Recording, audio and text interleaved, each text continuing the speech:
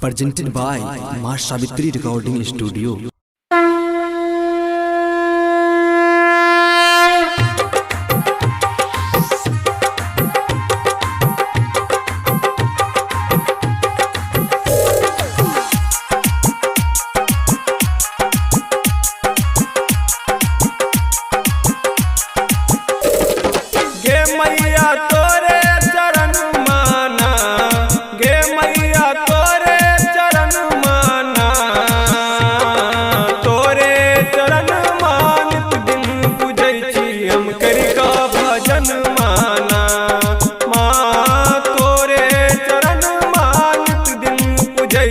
हम करी का भजन माना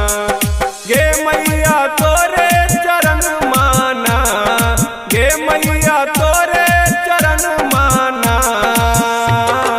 तोरे चरण मानित दिन पूजै छी हम करी का भजन माना माँ तोरे चरण मानित दिन पूजै छी हम करी का भजन माना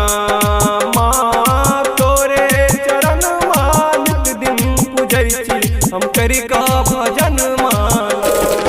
DJ good Madhubani DJ good Madhubani DJ good Madhubani DJ good Madhubani.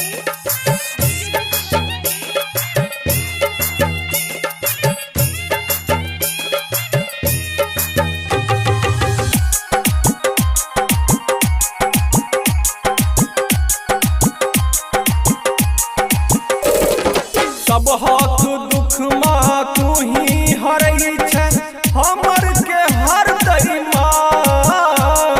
सब हाथ दुख माँ तू ही हरई छै हमर के हर दई माँ विपत के मोटरी देले माँ हमरा विपत के मोटरी देले माँ हमरा कोन कारण माना गे मैया कोन कारण माना तोरे चरण मानित दिन पूजै छी हम करी का भजन माना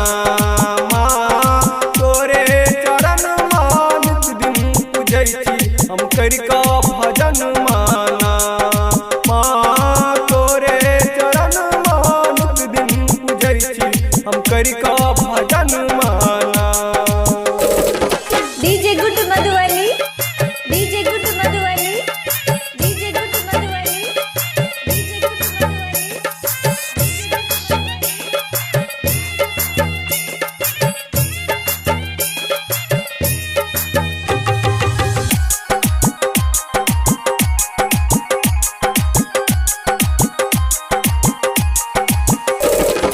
दर दर के ठोकर खाई छी गे मैया सहलो न जाइया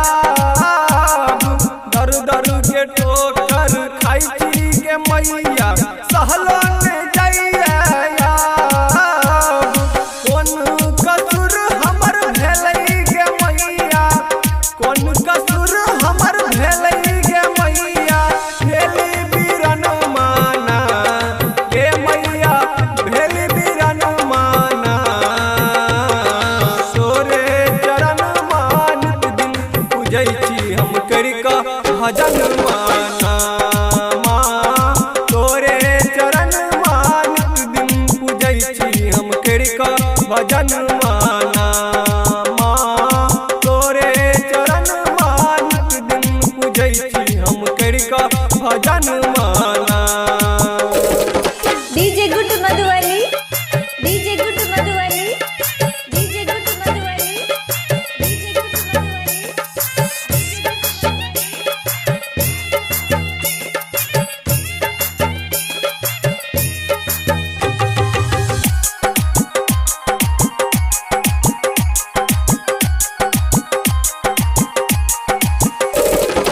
कोन कलम सँ लिखले गे मैया हमरो कपार ना कोन कलम सँ लिखले गे मैया हमरो कपार ना पंकज के बिनती सुनियौ हे मैया पंकज